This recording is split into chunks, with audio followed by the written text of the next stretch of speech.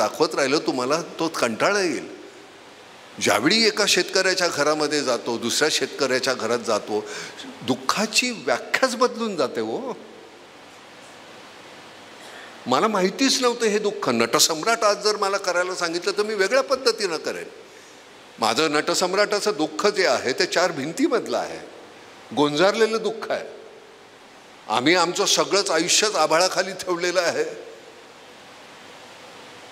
आमच्या पिकाला तिजोरी नसते. हो, कोणी या पाखरं येऊन खातात, वानरं खातात, वानोळा म्हणून त्यांनी तो खायचाच असतो. उरलेला आम्ही खातो, पण त्याचा जो एक रास्त भाव आहे तो द्या ना. याच्या पलीकडे आम्ही काय मागितलं? आई आमची सांगायची 16 रुपये सोनं होतं तोळा, आज 50,000. मला माहिती नाही भाव काय आहे. मला सोन्यासारखी माणसं मिळाली, मी सोन्याकडे पाहत नाही, त्यामुळे त्या माणसांची किंमत मला कळत नाही. पण सोन्याचा भाव इथून इतका झाला, आमच्या तांदळाचा भाव, गव्हाचा भाव काय पटीत वाढलाय तुम्हाला माहिती आहे. का नाही करत? 80%, 90% आपण होतो, आता 60-50% आलो शेतकरी. पण 50% सरकारकडे मागू नका. कुठलं सरकार करायचं हे ठरवा.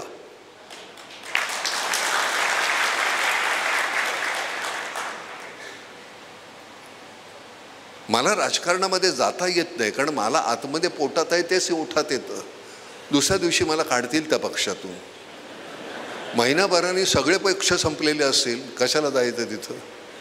इथं आल्यानंतर मनापासून जे बोलता येतं. बरं, सगळ्यात महत्त्वाची गोष्ट कधी कळणार ह्यांना आपण मारणार आहोत? किती संचय करायचा? मृत्यू आहे, अटळ आहे, तुम्हाला माहिती नाही का? अमर असल्यासारखे का वागता तुम्ही? काय बोलता? कुठले आदर्श ठेवता आमच्या नवीन पिढीसमोर? तुम्ही काय चाललेलं आहे?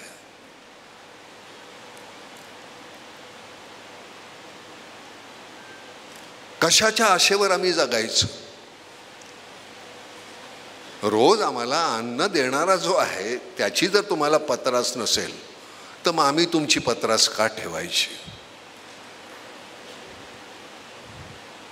अडवणूक नाही, अडवणूक कधीच नाही. शेतकरी कधीच तुमची अडवणूक करणार नाही. तो कितीही चिडला, काही झाला, मी आत्महत्या केली तरी पुन्हा जन्मून मी पुन्हा शेतकरीच होणार, अशा पद्धतीनं जगणारी जात आहे.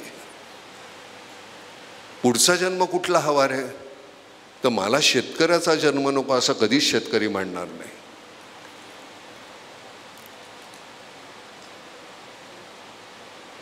जनावरांची भाषा आम्ही जाणतो, तुम्हाला आमची भाषा कळत नाही का? आणि हे कधी संपणार आहे? वर्ष कसले स्वतंत्र झालो आम्ही? एका गुलामीतून दुसऱ्या गुलामीमध्ये, अजून काय? आणि मग त्याला वाचा फोडण्यासाठी हे फार गरजेचं आहे. ते लिहा, ते यायला पाहिजे. यावर्षी तुम्ही दरवर्षी देत नाही ना, यावर्षी आम्ही देतो. ते निर्मला गजानन फाउंडेशनमधून 2 लाख तुम्ही द्या बरं का, या साहित्य संमेलनाला. तेवढी पुढच्या वर्षी तुम्हाला बांधील आहात, त्याच्या पुढच्या वर्षी परत देऊ. मधल्या दरम्यान जमलं तर बघा दरवर्षी जमतंय का. तुमचंच पुढे रडतोय बरं. हां, पण काळजी करू नका, अशा कार्यक्रमाला पैशाची काही ददात नसते. कारण हा कार्यक्रमच नव्हे, हा यज्ञ आहे. आणि यज्ञामध्ये हा समिधा असतात. यज्ञामध्ये आहुती नसते, समिधा असतात. आणि त्या समिधा देण्यासाठी फार कमाल. समिधा बाबांच्या ताईंचं पुस्तक आहे समिधा म्हणून, अप्रतिम पुस्तक आहे. माझ्या नशिबानं काय झालं, माझ्या कळत्या नकळत्या वयापासून, आता मला कधी कळायला लागलं देव जाणे, पण बाबांशी माझा 50 वर्षाचा संबंध आला. आमट्यांशी प्रकाश विकास हे थोरल्या भावंडांसारखे आहेत, भारती. एबीपी माझा, उघडा डोळे बघा नीट.